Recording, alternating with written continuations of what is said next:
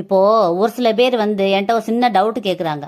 அதாவது எப்பொழுதுமே முருகப்பெருமானே நான் சரணாகதி அடைஞ்சிட்டேன், அவரே கெதின்னு கிடக்குறேன், ஆனால் நான் கேட்ட வரத்தை அவர் கொடுக்கல, குழந்தை வரம் கேட்டுக்கிட்டு இருக்கேன், டிலே பண்ணிக்கிட்டே இருக்காரு, எனக்கு மனசே சரியில்லைன்னு சொல்லி நிறைய பேர் என்கிட்ட ஒரு இது மாதிரி ஒரு மன சங்கடத்துல பேசுறாங்க. கவலையே படாதீங்க, முருகனுக்கு தெரியும் உங்களுக்கு எப்ப கொடுத்தா அது நல்லா இருக்கும்னு சொல்லி முருகப்பெருமானுக்கு தெரியும். நீங்க கேட்ட உடனே அவர் கொடுத்திருந்தா அந்த குழந்தை உங்கள்ட்ட தங்காதுங்கிற விதி இருக்கிறதுனாலதான் அவர் டிலே பண்ணிக்கிட்டே இருக்காரு. ஆனா ஒரு நம்பிக்கை மட்டும் நீங்க வைங்க, உங்களுக்கு நல்ல தகுந்த நேரம் காலம் வரும் பொழுது முருகப்பெருமானே குழந்தையா உங்க கருவுல அவரே பிறப்பாருங்கிறது ஐதீகம் இருக்கு.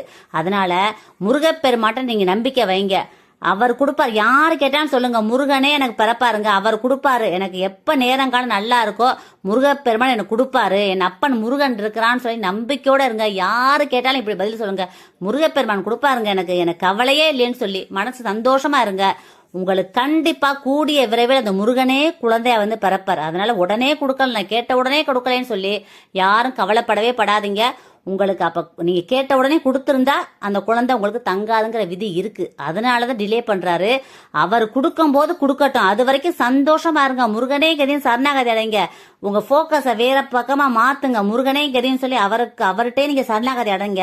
உங்களுக்கு கண்டிப்பா கூடிய விரைவில் நல்ல குழந்தையா, அறிவான அழகான நீண்ட ஆயுளோட அந்த முருகப்பெருமானே குழந்தையா பிறப்பார். இந்த பதிவை எல்லாருக்கும் ஷேர் பண்ணுங்க, கமெண்ட் பண்ணுங்க. எல்லாருமே நல்லா இருக்கணும் ஃப்ரெண்ட்ஸ். Thank you friends. வாழ்க வளமுடன். தேங்க்யூ.